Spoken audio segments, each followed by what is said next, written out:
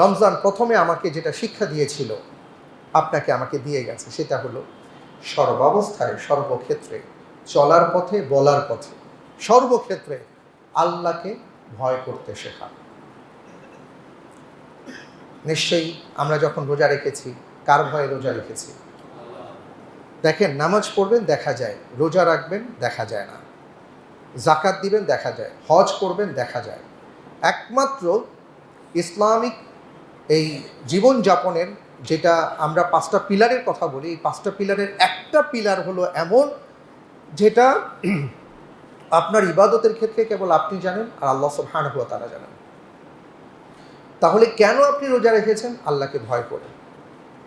এখন আপনার আমার জীবনের সর্বক্ষেত্রে যদি আল্লাহ রাব্বুল আলামিনের ভয় কাজ করে, কোনো অনৈতিক কাজের প্রতি ধাবিত হওয়ার আগে যদি আমার ভেতর থেকে কেউ ধাক্কা দিয়ে বলে, হেই তুমি না আল্লাহকে ভয় করতে শিখেছ, কেন এই কাজ করছো? তাহলে আলহামদুলিল্লাহ আমি সফল।